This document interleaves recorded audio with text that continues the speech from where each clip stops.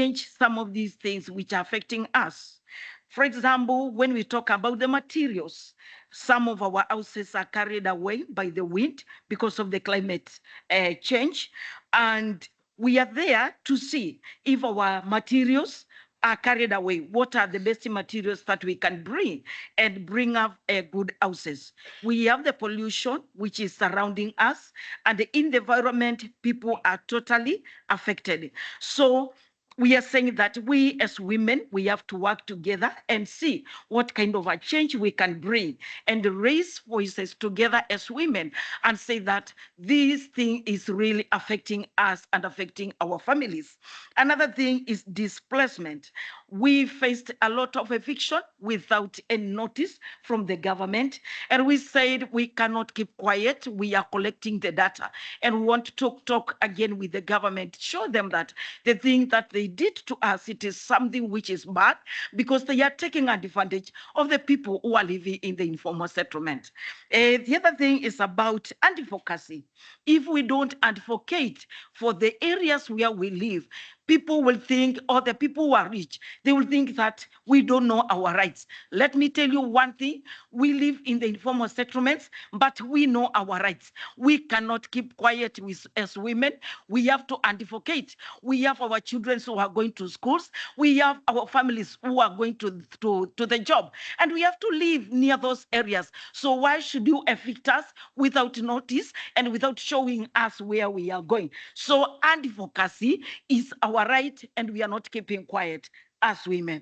The other thing is about women are doing savings. We are empowering our women to do savings. Why? Because we need good houses, and you cannot get a good house without money. So we have a lot of knowledge to bring our community together to do savings and to improve our houses which we are living in. And through the climate change, the materials that we have been using, we found that we can change and get better materials and also have a good house like anyone in the community. Thank you.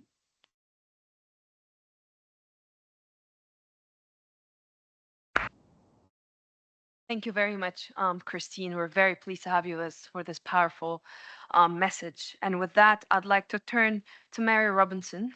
Mary, as I've introduced, is a former president of Ireland and member of the Elders. And Mary, my question to you is, why is this agenda about delivering climate justice? Mary, over to you. Thank you very much. And I must say I'm delighted to speak alongside two formidable women leaders, Razan al Mubarak and Christine Mwelu. I really feel honoured to join my voice in unison with theirs. And this is all about climate justice, as I will explain. But I also want to acknowledge with great warmth my dear friend Sheila Patel. Sheila, this is the time when we meet, isn't it? We should meet more often. Yes. At the launch, I recall, the launch last year, I recall Teresa Karampatana. Yes. And she spoke so well as president of the Homeless People's Federation of the Philippines. And sadly, she's not here because of the hurricane that has affected the Philippines once again. As you've heard, I speak as a member of the Elders. I'm no longer chair. Juan Manuel Santos, the former president of Colombia, has taken over as chair, and I'm delighted to serve as an active elder. I will remain very active. And I want to speak about another elder who sadly passed away a short time ago, Ela Bat. Ela was a champion of women in the informal sector, formed the Self-Employed Women's Association in India. And in her gentle but compelling way, Ela fought throughout her life to bring visibility to the women and girls who are marginalized, stigmatized, or ignored by society. And I want to quote Ela. She said, "The climate emergency is not just an environmental issue, it's a human rights issue too. It affects the humble street seller, the woman who is struggling to provide food for her family, and of course the children whose future is now so uncertain." And I think of Ela today as we recognize how unfair it is that people living in the informal settlements, especially women and children, bear the brunt of the worst impacts of the climate crisis and have had no responsibility for what's causing it. I've actually made 2 visits already to Sewa since Ela died, and I'll be there in February because SEWA was part of our Dandelion project, a women-led climate justice project. They're very strong members, and we learn a lot from them. And I want to conclude by challenging the room to do more on empowering people living in informality, because every woman living in an informal settlement should have access to a decent home that keeps her warm, dry, and safe. And so whether you are a humanitarian sector worker, working with displaced people, and climate change is increasingly forcing people from their homes, or whether you're in the renewable energy sector or the insurance sector, because climate change is making heat insurance and flood insurance necessary, and actually SEWA members have benefited from the heat insurance. You can partner with people living in informality to make sure you're designing services that really meet people's needs.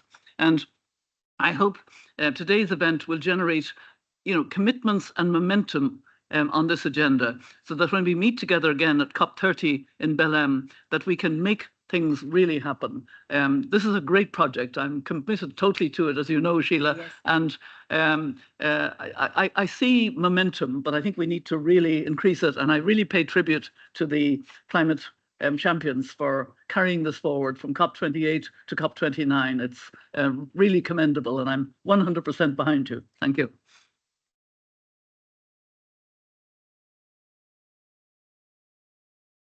Thank you very much, Mary, for this, but also thank you for the challenge to everyone in the room. And we hope that we see everybody responding to this challenge. I think there's already great action coming from around the room, and we'll see it as this session unfolds. Thank you very much. And with that, I'm very pleased that we are now past the opening session. I'd love to hand over to my dear colleague, David, who will take us through a special announcement. Yeah, thank you, Myron. Good morning, everyone. Great to see so many friends in the room. Sadly, this year, we lost a great friend and advocate for climate justice and resilience. That's Pablo Suarez. So if we can have his photograph, please. So that is Pablo. Let me explain the photograph a little bit. This was about 5 years ago, ahead of the UN Climate Action Summit. Pablo supported us on a whole day on resilience at the New School, and he insisted that we ended the day with a hip hop group. Sorry, Razan, not the great and the good, but they were fantastic. Well, we did have the president of the General Assembly, and she stayed on. Her team, like your team, were pulling her away and said, "No, I'm learning. I'm excited." So one of the things we're now going to do is we're not going to stand in silence. I'm going to remove my tie and throw it in the center, and my jacket. And I'm now going to ask you all to stand, make lots of noise, sing, whatever I have for a short period of time. So let's remember Pablo.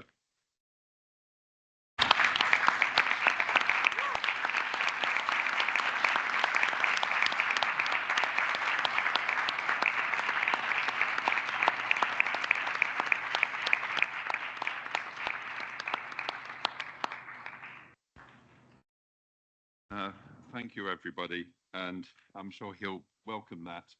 One time he did an event for us with Gonzalo Munoz when he was champion. He jumped into the center of the room and then got us all doing rock, paper, scissors, and got other people jumping in the center. I always attempted to do that today, but I'm worried about someone saying, "Oh no, you can't do that. It's not protocol." Anyway, but you will find a card in front of you. If you haven't got a card, you might have to share the card. And this is sort of legacy of Pablo. Bettina from the Red Cross kindly gave me these cards. What I'd like you to look at these, and then when we come to the final segment, when we're going to ask you what actions are you, I underline you, are going to take as an individual organization, what I've got, look. Think this through, and when we come to the final session, which Marion will moderate, what does this card mean to you? I was slightly naughty because I gave diversity to you, Razan, because I thought it. Anyway, so there's ways of really exciting ourselves and really getting together in events like this and learning. But now we're going to move on to the next session. I'm really pleased to ask Sheila Patel, Director of Spark, and also one of the High Level Champions ambassadors, for a special announcement. Over to you, Sheila. So, first of all, this is an amazing historic event for all of us who work on removing the mantle of invisibility on the lives of people who live and work informally and have no support structures in the legal framework which protects the rest of us. For those of us who work in the campaign of Roof Over Our Heads, this is our contribution to making people and the lives they lead and the homes they live in visible, and create from communities up information, science, technology to work together to transform a survival home into a resilient home. And we look at each one of you to contribute, support, partner with us in this process. And it gives me great pleasure to do two things, which I hope one of them David will accept. The first one is to give Razan and to Mary our second book. Yes. This. So each year we produce a book which not only shows how we do detailed, rigorous documentation of the most vulnerable homes in the most vulnerable neighborhoods in 100 living labs, of which we've covered about half. And we hope that we will get partnerships across the board to produce solutions. So Mary, this is for you. As the person who's got me kicking and screaming into the climate space. Into the climate justice space. Yes, climate justice space. And so thank you very much. This is to report to you that we have an ongoing long-term commitment to this process. We will work in urban areas, but we invite and bring to our process rural communities, indigenous communities, northern and southern groups that are vulnerable, to look at the way in which we do this documentation rigorously and produce solutions that are deeply local to this process. So Razan, this is for you. It's a brick, but it also is something that we hope will legitimate the way in which people have survived and grown. David, can we have 30 seconds more? David, yes? Come on, Christine. We want to show you how community women remember the values of Ru. If can all of you can get up, can you get up? This is also for Pablo, because every time we talk serious things, he jumped in the middle and made us sing and dance. And come on. Everybody Ru, everybody Ru, everybody Ru over our head. Everybody Ru, everybody Ru, everybody Ru over our head. A. Availability, A. affordability, A. accessibility, A. acceptability, A. adaptable, yes. So these are the 5 A's. So we have this alphabet soup with which we remember basis of how we have to do analysis.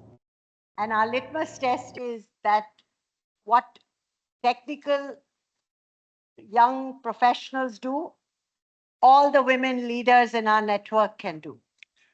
Thank you very much. They have so many songs. Huh? Hello, everyone. I'm Christine again. I want to say thank you to Razan. Razan came to Kenya, and when she heard about what the women are doing, she said, I'm going to see those women. And we say that we are together with you. We are not leaving Razan. We are going to work together with her. She is going to make millions and millions of women to own good houses and to have security wherever women they are. Thank you, Razan. Most welcome to our informal areas. Make them formal. Thank you so much.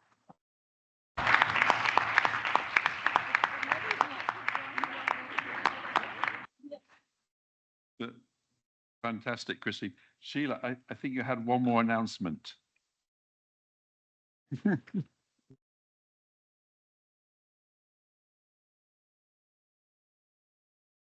So one of the things that we have done, because we believe that the next generation of professionals need to participate in this process. So with the help of a very generous contributor, we set up this challenge in which we invited young college and university students to look at our labs and to give us strategies, solutions, design alternatives.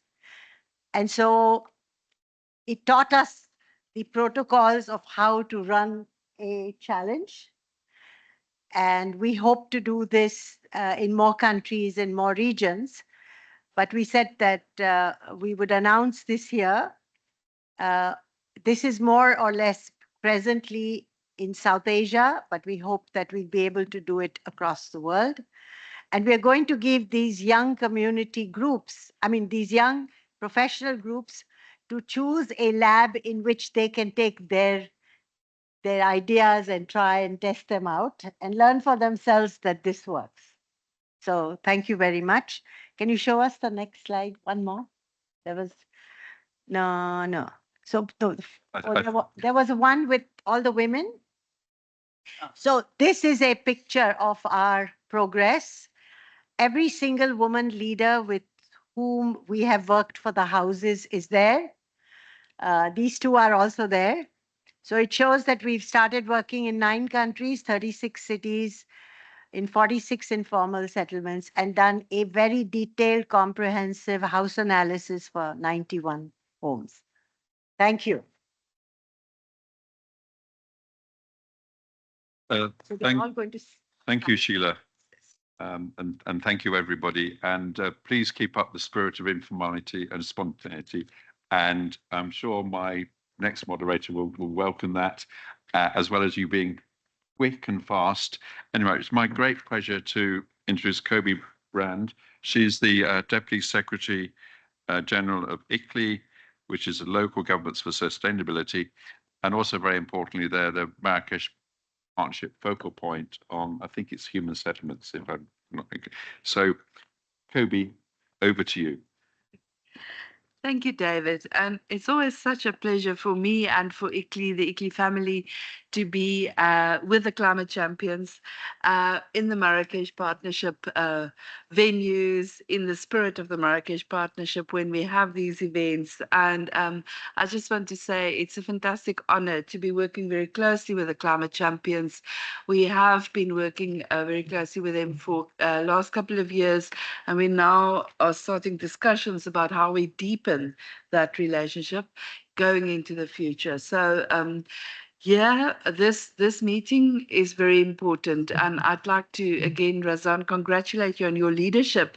And Mariam, I remember when we discussed in a round table much smaller than this in Bonn in June, where this ambition sort of like grew into what we have here today. So congratulations to both of you for convening this and for allowing us to talk about the topic of informality. We have many fantastic speakers here, so let me not take the floor too much, but I just want to say that, yes, we need to embrace informality.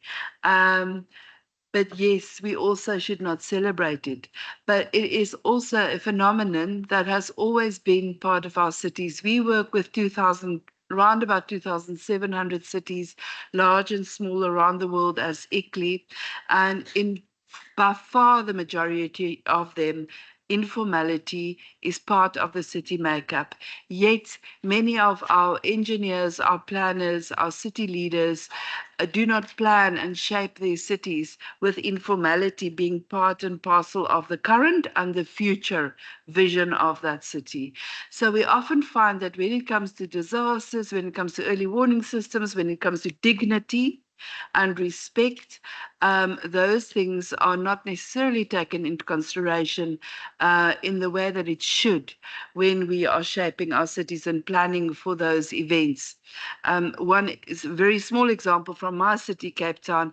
We had to completely transform some of the informal settlements so that the fire trucks could simply come in when there is a fire that spreads like wildfire through our informal settlements, costing the lives of so many people. And we are heading into a fire season again now in Cape Town, and I'm afraid we're going to see more of that. Although great strides are being made, it's not addressed yet to the level that it should be. And the dignity, the women that spoke here with such passion, it's about giving dignity and quality of life to those who will live their lives in informality. I do not live in an informal settlement, but I can completely relate to, and I work with people who do. And I want to say thank you very much to convene for you to convene this event. Let us all, in the spirit of celebrating the happiness of being here together, but also understand how very serious this topic is and with how much respect we should go into this coalition as we move forward. Thank you, Miriam. Thank you, Razan. Thank you to the champions. With this, I'm not going to give statistics. Razan gave some. We can add many more. All of us can. But I'd like to go straight into my first panel of speakers. And here I'm going to go to Winnie Aliero, who is from the Transport Workers Union of Kenya. Wonderful to see so many African voices here and faces and women.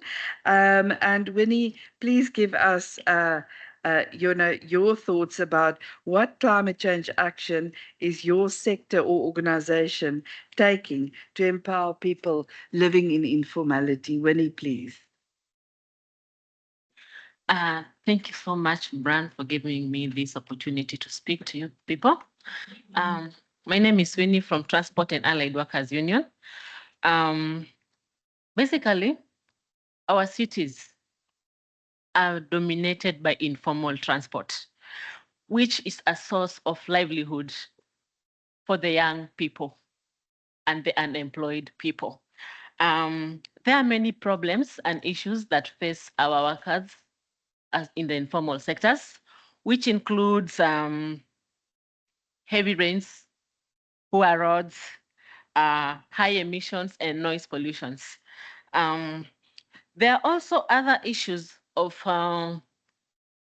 droughts and wildfires that affect our workers in the transport industry. That is the one cause of climate change.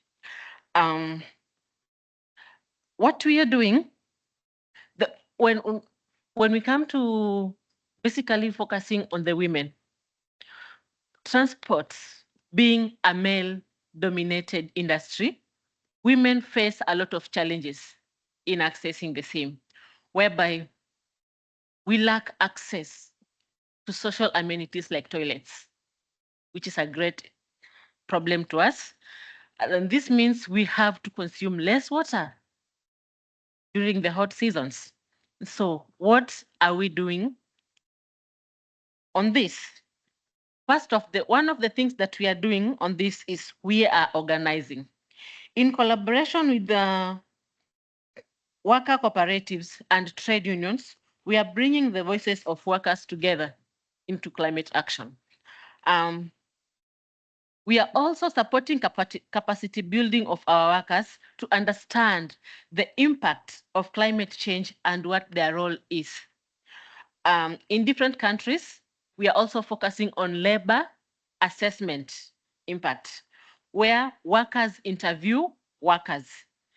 And by doing this, we understand that workers understand themselves well. Workers can share their challenges with their fellow workers well. I'll talk of the app-based drivers. Those are the Ubers. In Kenya, these drivers have created an app on them where they do, when he's on a ride, they face, and maybe the customer is trying to harass them in one way or the other, they raise an alarm using that walkie-talkie app that is on those vehicles. And you'll also find that maybe it's late in the evening and I'm an Uber driver driving. A male driver cannot order to be driven by a lady. We have that app based for us. Thank you.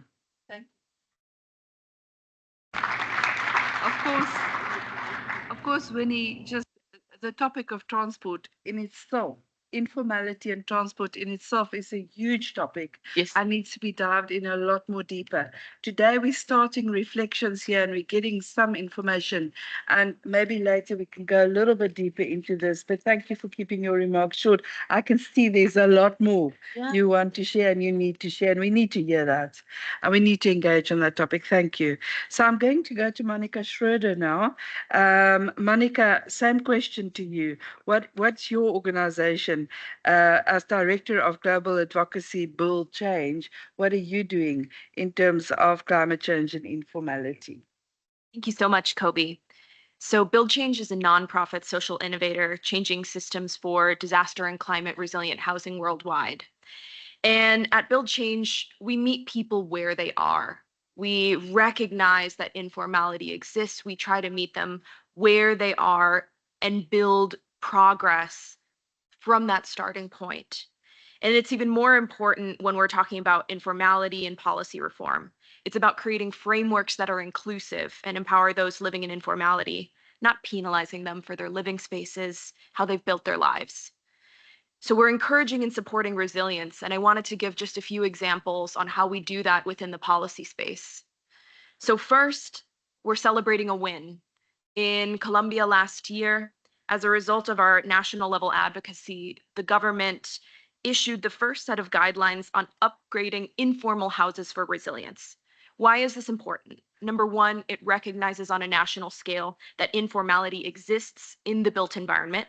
It provides a framework to see these people and to give their voices weight and regulatory discussions. It gives them the pathway to upgrade their houses incrementally.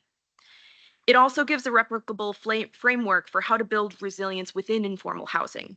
Architects and engineers can take these guidelines and understand what measures need to be taken.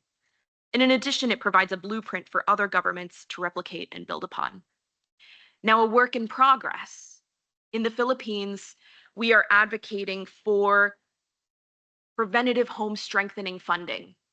90% of our homeowners, who are mostly women, live in informal and self-built housing.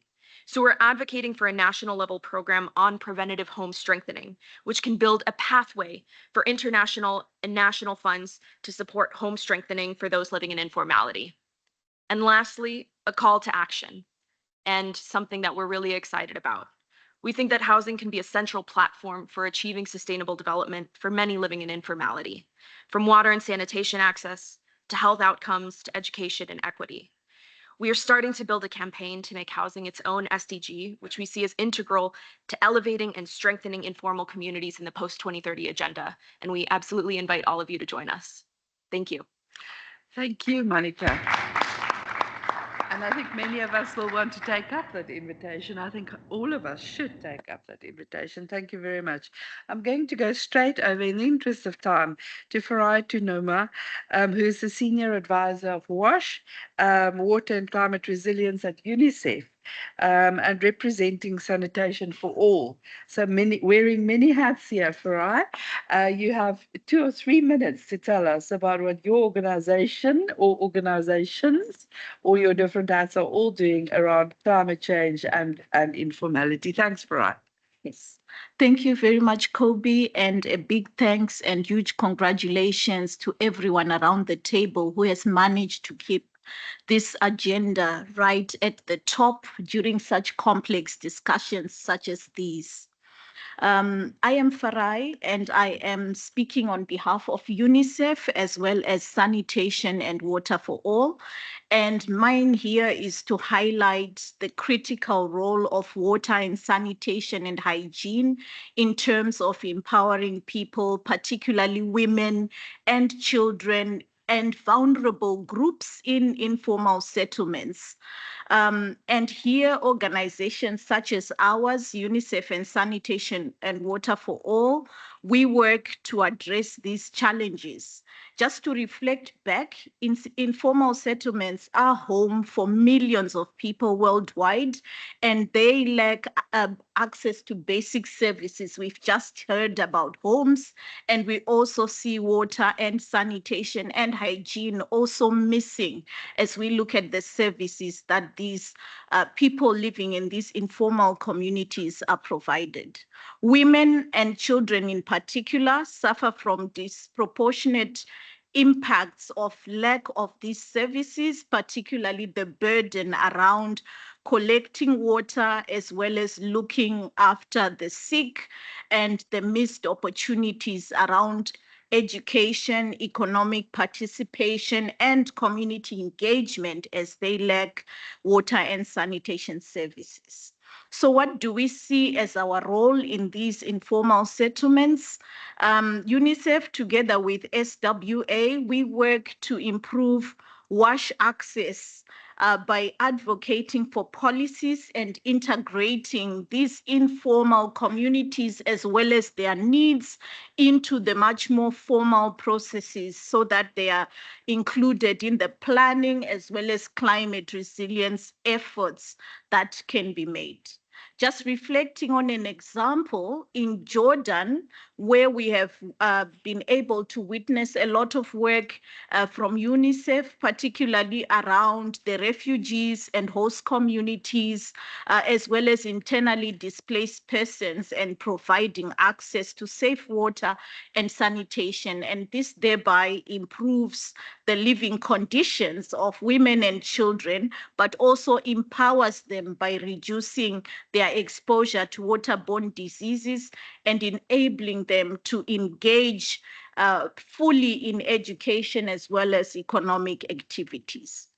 We continue our work on scaling up WASH solutions in informal settlements, and we address this by developing and focusing on sustainable and scalable solutions so that communities are able to manage their own systems.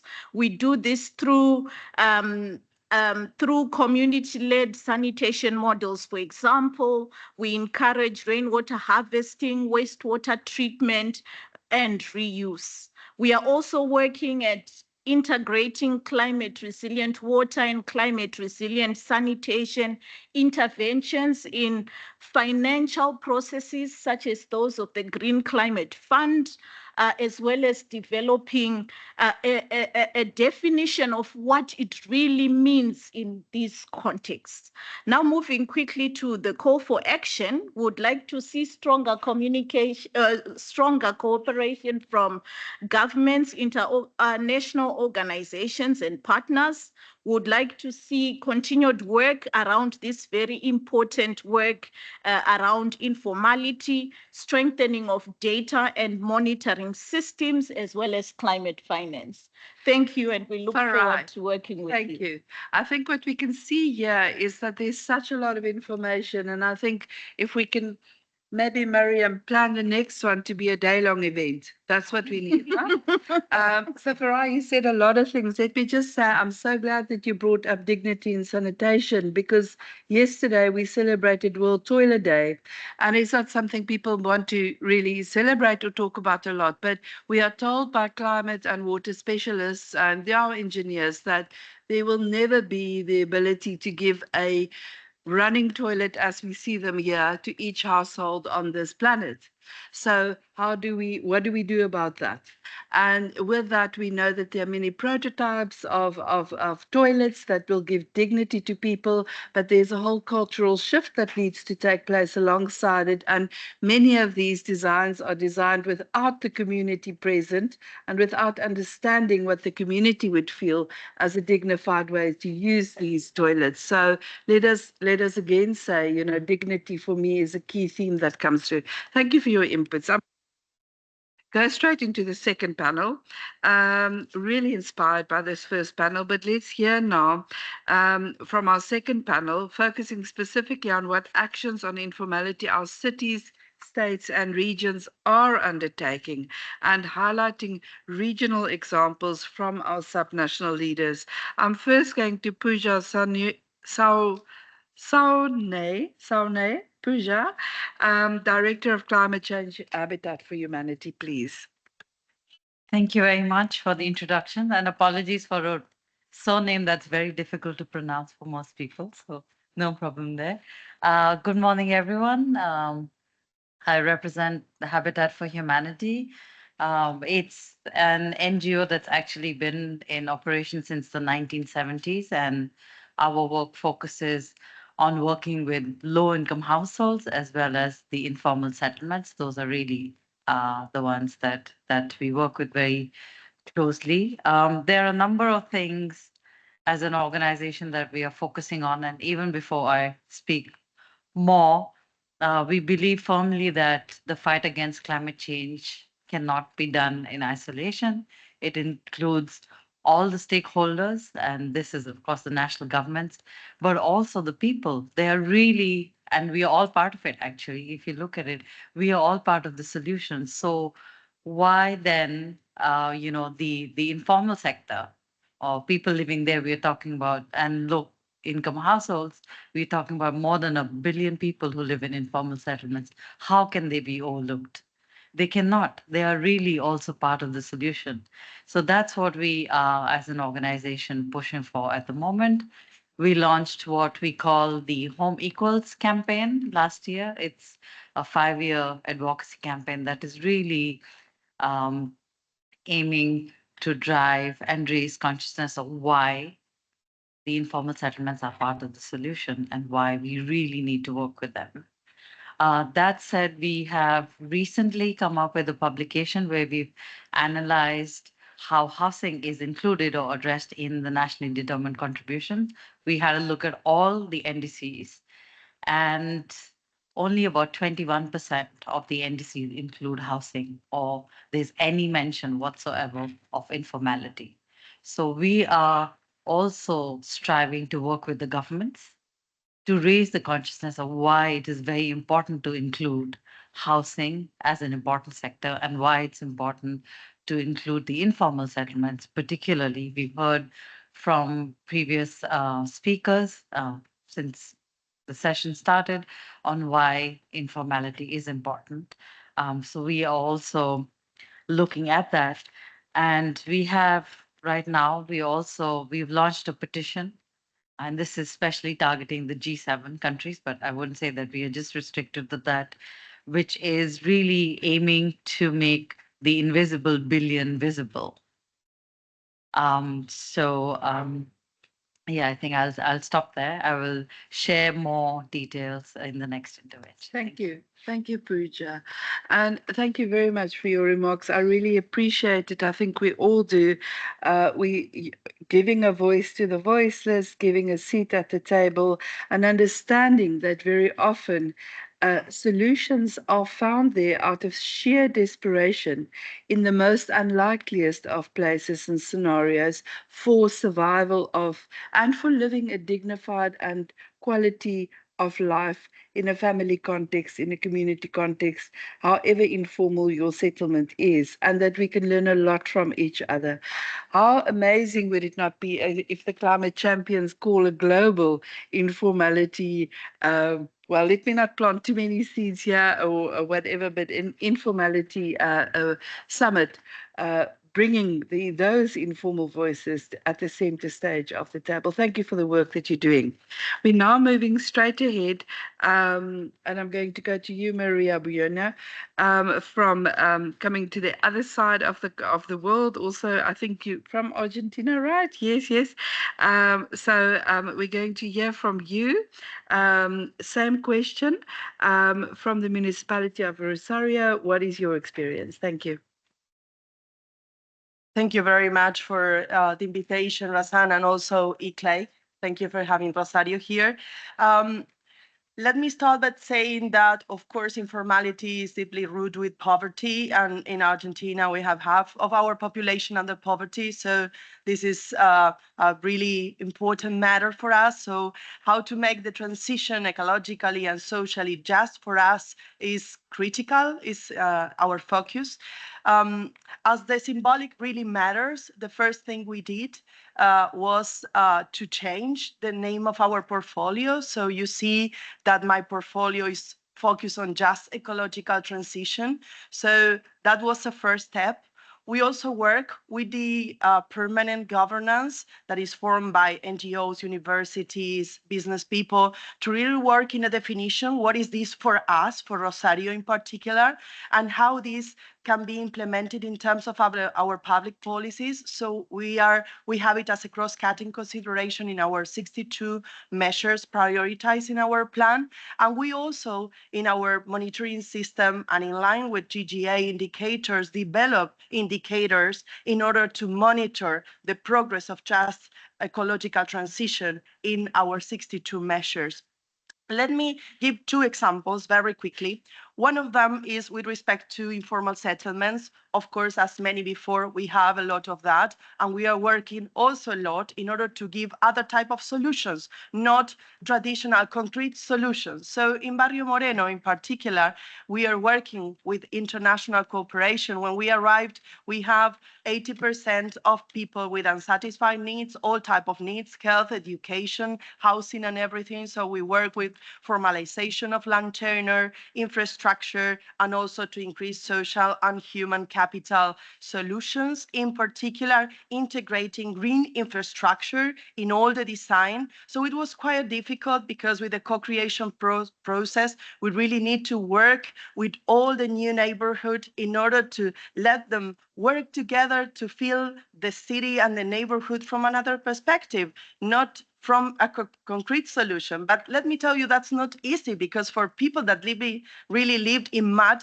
their whole lives, to say that the solution is more mud and is not concrete is quite an issue. So for us, co-creating this kind of solutions was quite critical. My second and last, and I am finishing, is to refer to also a project that we have in ICLEI and the US Department and many other colleagues that is related to strengthening resilience in our small and medium income businesses. This is also a long-term solution for us, very important. 80% of our population is part of labor force in this kind of small and medium businesses, and also 80% of our income in the city. So I mean, for us is key. So we are working with them and with this innovation project in order to develop a hub, to develop exchange of opportunities and experiences, and at the same time to develop a financial mechanism to really give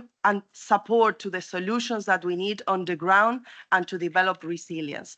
Thank you very much again. I'm delighted to share the experience of my city.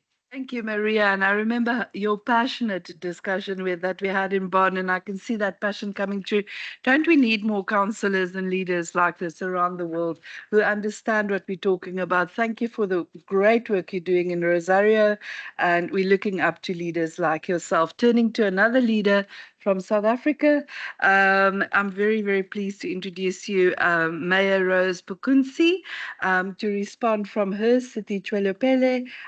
Give some examples, Mayor Rose. I know you have a lot to say. We've got 2-3 minutes. Thank you very much. No, thank you so much, Kubi. Good morning to everyone. It's very important for us to be here, and we really appreciate the platform given to us.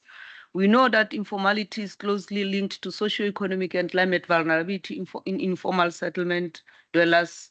and majority of informal settlement dwellers face limited access to housing and basic social infrastructure, healthcare, and many other issues that we can mention. Likewise, informal workers typically face more challenges accessing decent work and regular earnings, of which create problems for their families. As a local leaders, we are the sphere of government closest to our communities, delivering on services and ensuring service access. For example, to health, waste removal and sanitation, and many other trading services. We need to be able to plan for climate action and ensure it is inclusive. It must be broad-based and include all stakeholders, leaving no one behind. Engaging in and integrating the informal sector is crucial for the success of city climate action plans, building local resilience against climate impacts, and improving the livelihoods and quality of work for informal workers. The city of Solopol has a climate action plan. My city is an agricultural-based economy. And many a times when the disasters and floods hit the city, majority of the informal agricultural, especially your women and young people, are the ones that are mostly affected. We as the city, we try to assist them because they don't even have the capacity to have the insurance to insure their crops and stuff. So it becomes critical and important that as a city, we help them. In South Africa, the opportunity to upgrade thousands of informal settlements in a decarbonized manner is a central thrust of the Just Urban Transition framework, aimed at helping metros achieve a net zero carbon emission targeted by 2050. Since its launch in September 2020, the Presidential Climate Commission, that is led by the President, has played a pivotal role in steering South Africa towards an equitable, just transition. The appointment of myself and the mayor of Cape Town as the commissioners in the PCC has confirmed the importance of local government in the National Just Transition Framework. Since I was appointed as one of the commissioners, the PCC has embarked on a journey to develop a framework for just transition that takes into account the diverse needs of all stakeholders. This initiative not only significantly influenced the nation's approach to a just transition, but has also created practical pathways for climate resilient development through core development processes, reports, and recommendations. What I can say in short is that in South Africa, all of us were aware that we were challenged by the issue of energy and energy poverty. So the just transition, that is the notion that we say it must not leave anybody behind, because when we've got challenges in terms of electricity and energy, the most affected is your vulnerable people, of whom much are women, because they will be expected to go and get wood and come and make life and make provision for their families. And that's when they are exposed to dangers of being raped, being abused by their counterparts. So that's what we are doing as Solopil, but I'm prepared to share many experiences of my shit. But the Coalition on High Ambition Multi-Level Partnership established at COP28 is an unprecedented opportunity for national governments to integrate local needs, including just transition pathways within national determined contributions, which will be revised in 2025 and have previously been underfunded. As one of the South African national government prime development initiative, the upgrading of informal settlement represents one of the prime terrains in which the justness of transition will be gauged. Thank you so much. Thank you very much. Wonderful to hear from you. Such rich context, and I can say really the just transition process led by the Presidential Climate Committee, Mayor Pukuche is playing a leading role there, is really phenomenal, and it really embraces and includes and draws in the lessons learned from informality to make sure that it does include that in the way that it should, at the depth that it should as well. So congratulations, and also all the best for your continued work there. ICLEI is very, very honored to be part of that process, Mayor. And now I turn to our colleague and friend from UCLG, United Cities and Local Government. Firdaus Usidum is the Assistant Secretary General for Monitoring and Evaluation of UCLG. And I know, Firdaus, this is also a topic very dear to your heart. Firdaus from Morocco, but working at UCLG headquarters in Barcelona, please. Thank you, Kobe. And I would like to begin saying really a big thank you to all those that spoke before me, because it's, for me today, listening to everyone reminds me why I'm here, and reminds me all the work and and the road I made to arrive here, because I began as an architect and urban planner in Morocco and worked throughout Africa for 8 years, working in informalities, trying to empower the people, trying to improve their condition of living. And when I remember a quick anecdote, in Morocco, in a rural municipality, I bought like a plan with just ecological transition, and people were like, the people were happy. It was validated by the people. But then a technical man in the municipality said, if you want to do that, go to Switzerland. So it's like, I said, okay, really, we need to empower not only the people, but the decision makers that are deciding for them and how to build the policies for empowering people. So today, we are working on climate justice as a human right. But I believe that the vulnerable communities are those that will be most affected by the situation today and by what has been projected by the IPCC as key results of their studies. We have 10 to 12 years to allow the planet to be reversible in the damages that have been imposed on it. So the informalities and the people living in the informalities, maybe we should call it differently than informalities to begin. Because what is informal there is just the conditions of living and nothing else. There is nothing else in the informalities than the conditions. So I think that what we have to guarantee to the vulnerable communities is that they will be taken care of because of the world impact that we have today with climate change, and that the one that is coming, they will be taken care of. It's their right. It's their right to be taken care of. So what is this right about? It's about a right for development with justice. It's about a right for climate justice, of course. Now we can hear it everywhere, and that's great. A right to be dignified in their existence and conditions, but also a right for the right and adapted policies to live in. We had the session with Habitat for Humanity and UN Habitat with Bernard 2 days ago. And one of the takeaways I kept from that session is that we need to generate new kind of policies. Yeah, I'm finishing, Kobe. We need to generate new kind of policies to ensure that they do inform rightly the decision makers' policies. So we have to take care of this, not as being parts, not only of the general way of doing, but we have to not make business as usual. Business as usual is not working anymore with the emergency we have in front of us. So in UCLG, as we are leading, as you know, this working group, this LGMA working group on loss and damage, we have brought forward the social component of the whole question. And what we ask for is universal justice for development. It goes further than solidarity, and we'll need to center our effort in the social dimension of the climate work. The vulnerable communities, the inequalities are at the heart of the effort that we are doing. And this is why we are advocating for the loss and damage to become the third, to become the third pillar of climate action: adaptation, mitigation, and loss and damage. Thank you very much. Well said. Well said. Thank you, Firdaus. I'm going to hand straight back in the interest of time, Miriam, to you, to take us to the next session. Thank you. Thank you very much, Kobe, and thanks for all the inputs around the table. They have been great. I would like now to really look at you, Razan, and thank you on behalf of myself, the great team that you have for convening us together for this event. Razan, you have led with sincerity and passion.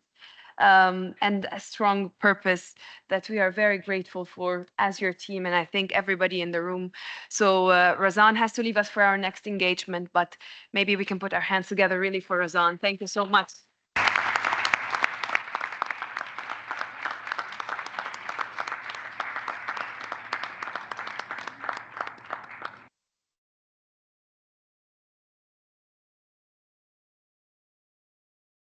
Genuinely, I think I have been so enriched by understanding not just the work that's being done in informal settlements, but really the opportunities we have as a global community to unlock the culture and the values that I have learned from the little work that actually I have done in this arena. And if I may, I just want to close with three messages. We must all fundamentally continue to advocate for the place of informal settlements in these formal processes. We have heard excellent recommendations on the need to ensure that we include commitments for informal settlements in the NDCs and the National Adaptation Plan. And that's one way where we can formalize. I've also heard something that is important because how we define and how we name things is also equally important. So the nomenclature of the term informal settlement is something that I think as a community we need to assess and we need to move. We need to move the idea of informality to actually formality, because I think, as was stated from my sister from Morocco, there's nothing informal about informal settlement. And that is something that we need to celebrate, but not lose. I mean, what I've learned really is the culture and the values that are coming out of these settlements. This culture and value of innovation, of social cohesion, of integrity, of dignity. Those are extremely important values that as a global community, we must embrace. And as the person who introduced me to this topic, Sheila, I owe it to you and we owe it to all of us to continue to work together to remove this cloak of invisibility. So must advocate, must formalize this through the formal process. We must celebrate the values of those that are working and are living in informal settlements. And finally, something that I have also learned is there's nowhere in the world that has demonstrated this incredible ability to focus on not just your right, and that is a fundamental human right, but have focused on this incredible responsibility for climate action and climate adaptation. And I think even though they have no responsibility for climate action, but they have shown us what responsibility actually looks like.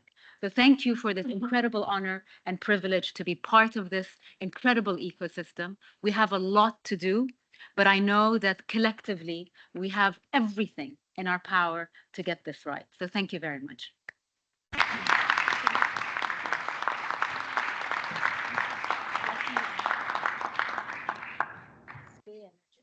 Once again, thank you so much, Razan. And now would love to hear from everyone in the room and around the table. And because we know that sadly, we do have limited time, please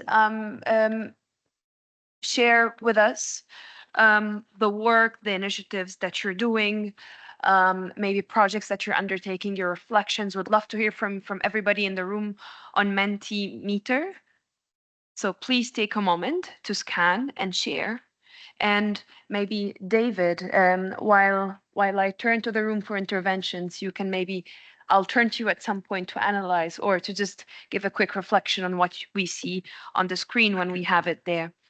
But until then, we have 10 minutes.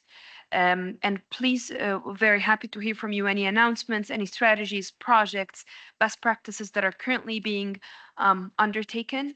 And we ask you just to limit your intervention to 1 minute so that we can hear as many voices in the room. I believe that we have, and I would like to also recognize that we do have colleagues from STI and from C40, but also from Avina. I have my sister Doris in the room from SDI. Would you like to share with us some reflections? Please, appreciate if you keep it to a minute. Thank you for inviting us and giving us the voice. We are the community and we know the risk that we go through. So we are going to collect data and share in a platform where people can community can access easily and other constituency. And we are inviting partners and technical to work with us so that we can have solutions that work for urban poor. And that is what I'm taking back home and working with the women that are in different informal settlements to take as we are going to take it as an initiative and also developing apps that will work for us easily. Thank you. Thank you very much, Doris. And looking around the room, do we have Katerina from Seafood? Yes. Hi. Hi, good morning. Really just to say that C40 Cities as an organization, but I think more importantly, C40 mayors, as the mayors of many other networks that are here, are really ready to sort of support and be an ally and an advocate to move the needle on informality and have the needs, the voices, the knowledge, the values, the expertise of informal dwellers and informal workers take center stage in the climate agenda, move from these rooms to all of the rooms that are there, here and at COP. I think I don't have to repeat what cities can do, but I just want to be frank. I think cities can also do a lot of harm if they're not well supported and have the right leadership, which is why we think that it's really crucial to sort of elevate and make sure that the mayors and the cities that are doing good work from Bogota, Quezon, Accra, can share knowledge and practice on how to partner truly and really with informal dwellers and informal workers. So we're very excited that we have managed to ensure that the Bloomberg Cities Idea Exchange for the first time has a track on informality, that we're going to lead the work to share best practices across 20 cities on working in partnership with informal workers in the waste sector from the work that is happening in Accra. But of course, there's many more to be done. This is just a very sort of little drop in the water. It's never enough. And I think there's lots of things we can do together. So really looking forward to partnering with all of you to make a true, real impact at COP30 next year. Thank you. Thank you so much, Katerina, for sharing these with us and everyone in the room. And from your last point on waste, actually, would love to also hear from Avina around their work with street waste pickers. Andres? Yes, thank you very much and good morning, everyone. So very happy to be here and very thankful for the invitation. I want to begin by commending the space and the working group who feel very lucky to be able to participate and join into this conversation. We think that it's definitely crucial to empower people living in informality and recognizing their role in climate action. And for Fundación Avina and the work that we do in Latin America, a specific mention of waste collection services and waste pickers is key. The climate agenda has always highlighted the need to work with the most vulnerable, and people living in informality are often overlooked when they are in fact part of the most vulnerable population because their climate impacts threaten their means of life much more directly. And for Avina, our experience in empowering waste pickers, what in Spanish we call base recyclers or recicladores de base, is part of the climate agenda. And I want to begin by saying that we recognize waste pickers as the last frontier in the climate collapse, coming from waste generation and management, when they are key actors in a value chain that is not only crucial for their means of life, but that can also generate revenue for its investors and for organizations higher up in that chain that are responsible for the generation of waste. And for waste pickers, and we recognize that waste pickers are also key stakeholders in the public service of hygiene provision. So the first thing that we're working on is a change of narrative from traditional recycling to inclusive recycling, which is a waste management system that recognizes waste pickers as key in the waste chain of big enterprises. And that is something that is not just reflected in narrative, but also in regulation. And together with the Latin American Network of Recyclers, we're promoting regulation changes in enterprises, cities, and country norms, and global discussions like the Global Plastics Treaty to recognize the roles of waste pickers. And the second thing that we've worked on is the development of methodology for what we call a just ton, so just related to justice.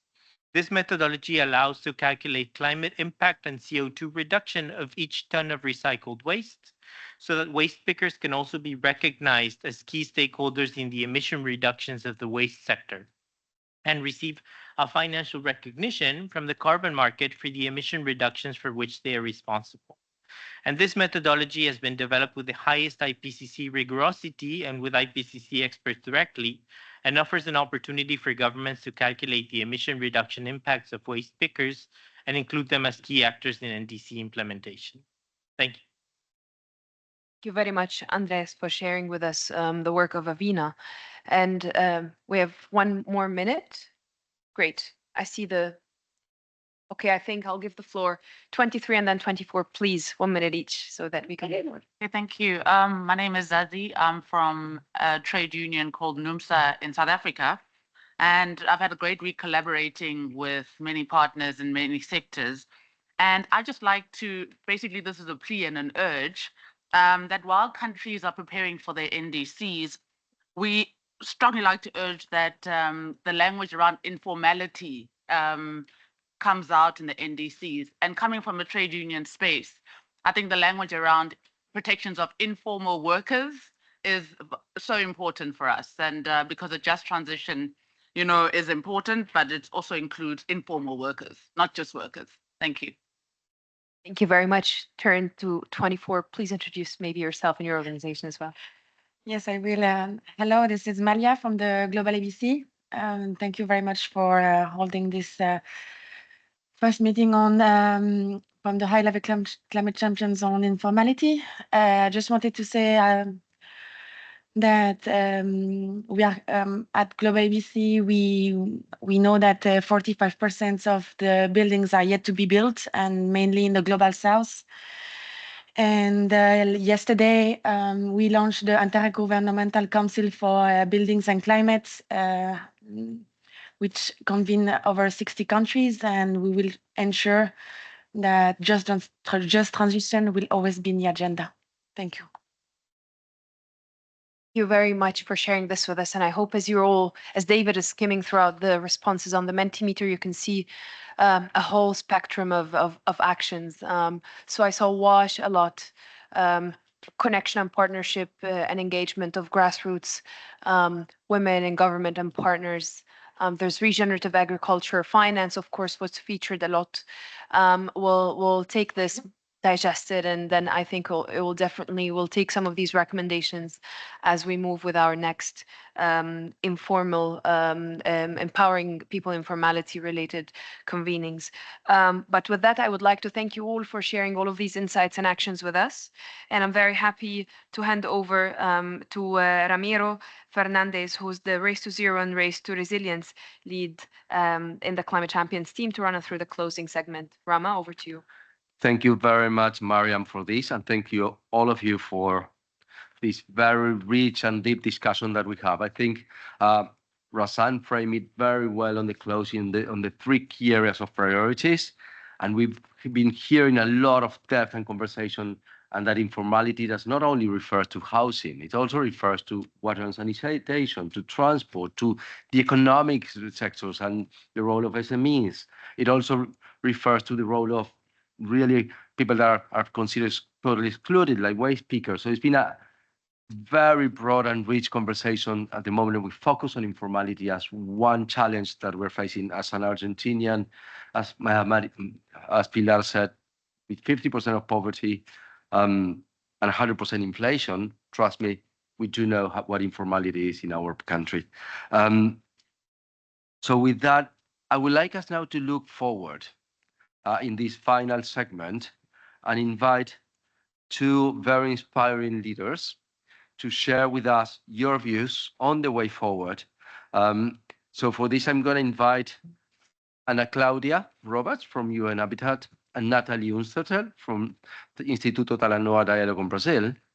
to share with you first, what do you think we should be doing collectively towards Belém COP30, which is definitely a reflection of informality state there. So what we all should be doing together to raise this challenge, this human rights risk, and enhance the way we respond from the climate crisis to this challenge. Ana Claudia, can you start first, please? Sure. Yeah, first of all, good morning, everyone. It's a big pleasure for me to be here. The ones who knows me understands that this is very close to my heart. And I also know many of you. So I feel part of this session and I feel I already know what you discussed, even though I was not here. But thank you for inviting me. Thank you for including UN Habitat in this process. I was remembering, I think when I was working for Cities Alliance, we actually proposed one of the first, if not the first session on informality. Remember that, Julie? At COP 27, actually. Yeah, so this session happened. I think it was the first time that informality was discussed, right? So I feel happy to, I'm happy to see how it evolved and that you are still here. I would like to make some comments, reflections on data, because I understood from my colleagues that you discussed a lot about data, and this is an area where, of course, UN Habitat is very engaged as well, and I can share some of the insights of the way forward from our end, right? So first of all, from my experience, data is very complex, data on informality, even the definitions. I heard the previous colleague mentioning definitions. And indeed, the definition of slums that we have today, UN Habitat is 20 years old, right? So we really need to look at that. But also, I think we have to be respectful about the different contexts and ways different countries and cities, they define informality, because it's a combination of a technical but also a political process, right?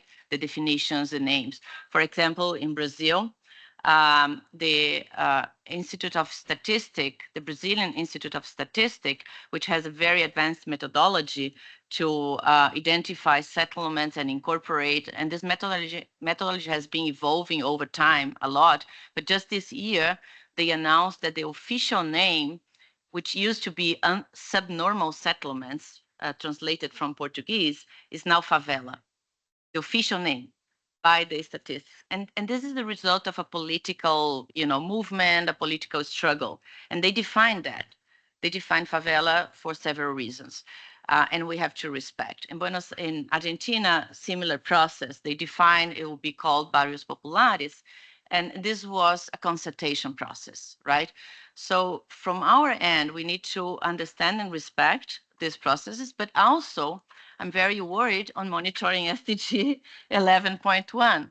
So really keen in, from one end, keep the work UN Habitat is doing with the statistics institutions to see how we can also over time strengthen them, right, and promote exchanges of methodologies so that they are more prepared and able to capture the information. And I know some of the institutes, even in Latin America, they are working with organizations such as Habitat for Humanity or Techo in different countries because they need the support on the ground to identify the settlements and also to enter there. They need people in community members to work as volunteers to capture the official data. And this is going on in countries like Mexico or in Paraguay, in Latin America. And in Brazil already, the Institute works with cities, actually. They have to work with cities and with communities. So we are ready to keep this work, and this is an important front of the work that we do. But on the other hand, just at the World Urban Forum, we invited the top organizations that have access to the top data, and we are willing to work with you to see how we can really have a macro overview of the evolution of the informal settlement. So we are working towards establishing a strong infrastructure of data to support the work. And then just to finalize and conclude, I understand the climate team is already very involved and engaged with you all, with the thematic of informality, but we are bringing that to the centrality of the work that UN Habitat is doing. So we are proposing to member states that for the next strategic planning cycle for the period 26-29, the main focus is on the access of housing, land, and basic services for all, and transformation of informal settlements. So this is what we are working with the member states right now. Thank you. Thank you very much, Ana Claudia. And I think you highlighted the role of data and having accurate naming and information. This was also raised in the floor here. I'm not sure you were, but definitely very, very relevant. And I would encourage all the institutions to work together so we can reach to Belém next year with more accurate data of the impacts, the implications, and the populations that are included under these challenges. Natalie, tell us, how is going to be COP30? How are you going to receive us in Belém? Thank you very much, Ramiro. It's a great pleasure to be here today. And I must start by saying that this is the end of the beginning, right? Let's recognize that a lot was done, but at the same time, there's a lot to be done from here to Belém. And well, COP30 will be hosted by Brazil, a country where at least 20% of the population is involved in some form of informality. That means almost 40 million people and increasing.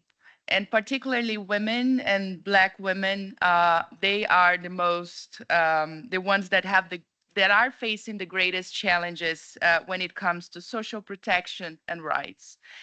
And given that, I believe that we need to envision this agenda for COP30 that sees informality not as a gap to be filled, but as an opportunity to drive grassroots resilience, recognizing the strengths.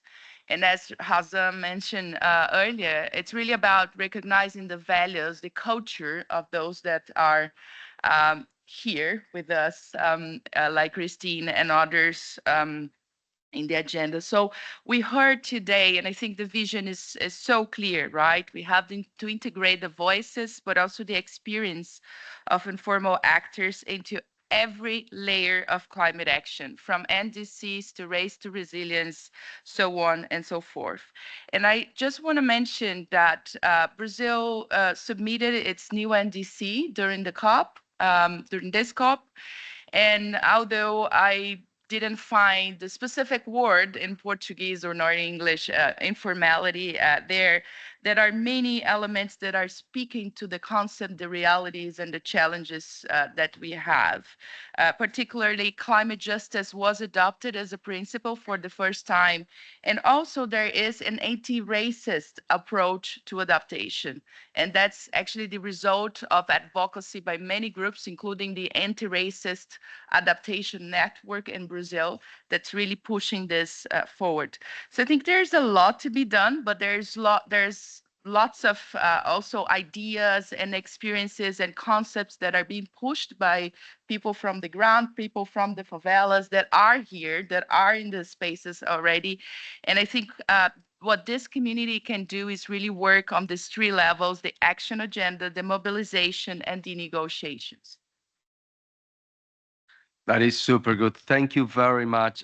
And thanks for referencing the need to work for inclusion at every level and every sector of the space. I do have to say, as Director of Race to Resilience, that I'm very proud to see that this year we make good progress on this area, having the first Indigenous people organization formally joining Race to Resilience as a way of inclusion, and many local communities work in that direction. And I do think enabling the space of processes like this to include the voices and the leadership of local communities and empowering people. So thanks, Christine, for being here today with us. We're very proud of that.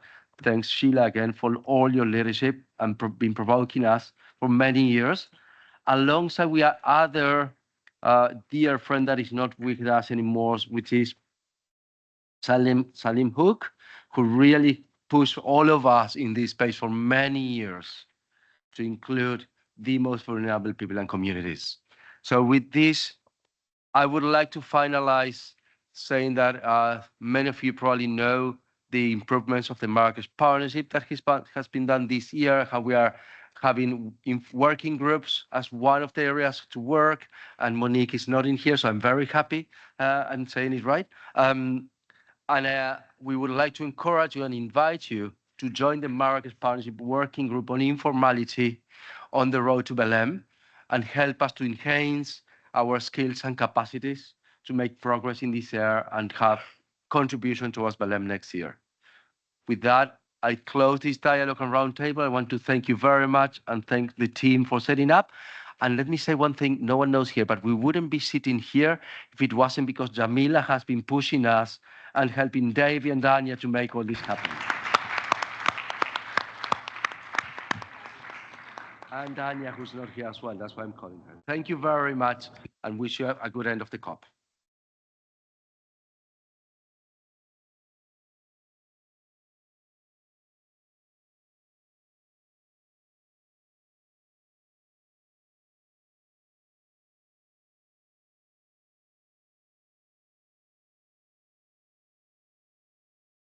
You can keep the cards and reflect on the cards on your actions. So do take the cards.